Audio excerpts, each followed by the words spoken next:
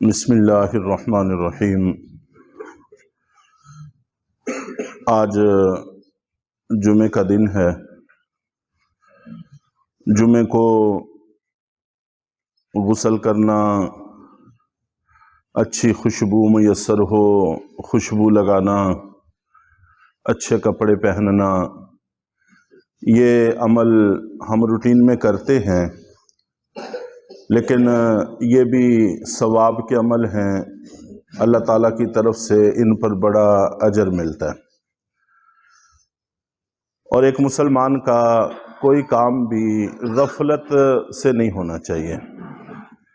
جب غسل کرنے لگے اس کی نیت کے اندر یہ بات شامل ہونی چاہیے کہ میں جمعے کے لیے غسل کر رہا ہوں، جمعے کی وجہ سے خوشبو لگا رہا ہوں، جمعے کی وجہ سے اچھے کپڑے پہن رہا ہوں، یہ نیت کرنا ضروری ہے۔ اگر یہ نیت ہوگی تو انشاءاللہ اجر نصیب ہوگا۔ اگر غفلت سے عام عادت میں جیسے روز نہاتے ہیں، کپڑے بدلتے ہیں، تو پھر بڑے اجر سے محرومی کا سبب ہو سکتا ہے۔ چنانچہ حضرت ابو ایوب انصاری رضی اللہ تعالی عنہ نقل فرماتے ہیں کہ ایک دفعہ اللہ کے رسول صلی اللہ علیہ وسلم نے ارشاد فرمایا کہ جو مسلمان جمعے کے دن جمعے کے لیے غسل کرے، اچھی خوشبو میسر ہو تو خوشبو لگائے، اچھے کپڑے پہنے، اور اس کے بعد پھر مسجد میں آ جائے، اور مسجد میں آ کر جتنی رکعتیں اللہ تعالیٰ توفیق عطا فرمائے نماز پڑھے، اور کسی کو ایذا نہ پہنچائے، باتیں نہ کرے، اور خاموش رہے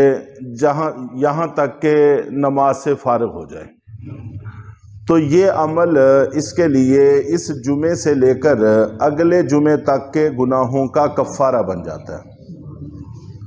تو 8 دن کے گناہ اس عمل سے معاف ہو جاتے ہیں، اور پھر عمل یہ وہ ہے جو ہم تقریباً سارے کرتے ہی ہیں، بس تھوڑی سی اپنی نیت درست کرنے کی ضرورت ہے اور تھوڑی سی احتیاط برتنے کی ضرورت ہے۔ حضرت ابو امامہ رضی اللہ تعالی عنہ نقل کرتے ہیں کہ اللہ کے نبی صلی اللہ علیہ وسلم نے ارشاد فرمایا کہ جمعے کے دن جمعے کا غسل یہ بالوں کی جڑوں تک سے گناہوں کو کھینچ باہر نکالتا ہے۔ تو جب ہم غسل کرتے ہیں تو بالوں کی جڑوں سے بھی گناہ نکل جاتے ہیں، تو بڑے ثواب کا عمل ہے اور بڑے اجر کی چیز ہے۔ اور یہ غسل اس لیے اتنے بڑے اجر کا باعث ہے کہ ہم اس کے بعد جمعے کی نماز کے لیے جاتے ہیں، چنانچہ تیاری کر کے ہم گھروں میں بیٹھے رہتے ہیں، یہ بھی نقصان اور خسارے کی چیز ہے۔ فوراً کوشش کر کے مسجد میں آنا چاہیے۔ اللہ کے نبی صلی اللہ علیہ وسلم کا فرمان ہے، بخاری شریف میں بھی ہے، مسلم شریف میں بھی ہے، کہ جمعے والے دن اللہ کے فرشتے مسجدوں کے دروازوں پر کھڑے ہو جاتے ہیں اور آنے والوں کے نام درج کرتے ہیں۔ جو لوگ سب سے پہلے آتے ہیں ان کو ایک اونٹ کی قربانی کے برابر ثواب ملتا ہے، اور بسا اوقات ہم متوسط سطح کے لوگوں کو زندگی بھر میں بھی اونٹ کی قربانی کرنا بسا اوقات مشکل رہتا ہے اور اس کا موقع نصیب نہیں ہوتا، جو ہر جمعے ہم اتنا بڑا اجر پا سکتے ہیں۔ جو بندہ اونٹ قربان کر رہا ہے اس کو تو ہم رشک کی نظر سے دیکھتے ہیں، اور یہ چونکہ ہمیں نظر نہیں آ رہا اس لیے ہم اس کو رشک کی نظر سے نہیں دیکھ رہے، یہ ہر جمعے ایک اونٹ قربان کر رہا ہے تو اس کو رشک کی نظر سے دیکھنا چاہیے، اور اس عمل کو کوشش کرنی چاہیے کرنے کی، یہ اجر انسان کو حاصل ہو جاتا ہے۔ اور جو دوسرے نمبر پر آتا ہے اس کو ایک گائے ذبح کرنے اور قربان کرنے کے برابر ثواب ملتا ہے، اور جو تیسرے نمبر پر آتے ہیں ان کو ایک بکرے کی قربانی کے برابر ثواب ملتا ہے، اور جو چوتھے نمبر پر آتے ہیں ان کو ایک مرغی کے برابر صدقے کا ثواب ملتا ہے، اور جو 5ویں نمبر پر آتے ہیں ان کو ایک انڈا صدقہ کرنے کا ثواب ملتا ہے۔ اور جیسے ہی پھر امام خطبہ کے لیے نکل آتا ہے تو پھر فرشتے اپنے رجسٹر سمیٹ کر بیٹھ جاتے ہیں، اس کے بعد پھر جمعہ میں نام درج نہیں ہوتا۔ فرض ادا ہو جاتا ہے، نماز ہو جاتی ہے، لیکن جمعہ پڑھنے والوں میں اس کا نام درج نہیں ہوتا، اور اجر کے جو 5 درجے ہیں ان میں سے کسی کھاتے کے اندر وہ نہیں آتا۔ تو بڑے خسارے کی بات ہے، محض غفلت اور سستی سے ہم نقصان کر جاتے ہیں۔ اسی طرح جب ہم غسل کر کے تیار ہو کے مسجد میں آ گئے ہیں، تو چونکہ جمعے والے دن رش ہوتا ہے اور رمضان میں نسبتاً اور بھی زیادہ رش ہوتا ہے، تو ایسے میں کوشش کرنی چاہیے کہ ہماری وجہ سے کسی کو تکلیف نہ پہنچے۔ اور یہ تقریباً ہر موضوع کی احادیث کے اندر یہ بات موجود ہے، جس موضوع کو بھی اٹھاتے ہیں اس کے اندر یہ ایذا والی بات کا لفظ ضرور موجود ہوتا ہے کہ آدمی کسی کو ایذا نہ پہنچائے۔ چنانچہ ایذا کیا ہوتی ہے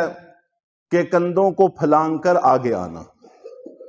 تو اس سے منع کیا گیا، جہاں جگہ مل جائے وہاں آدمی کو بیٹھ جانا چاہیے۔ چنانچہ اللہ کے نبی صلی اللہ علیہ وسلم نے فرمایا کہ جو بندہ جمعے کے دن کندھے پھلانگ کر آگے آتا ہے، گویا ایک پل ہے جس کو کراس کر کے وہ جہنم میں داخل ہو گیا۔ بڑی نقصان دہ چیز ہے، تو اس لیے جہاں جگہ ملے وہاں بیٹھ جانا چاہیے۔ ہاں البتہ پہلے آنے والوں کو کوشش کرنی چاہیے کہ وہ آگے صفوں میں مل کر بیٹھیں، زیادہ خلا نہ چھوڑیں، تاکہ آنے والوں کو جگہ مل سکے۔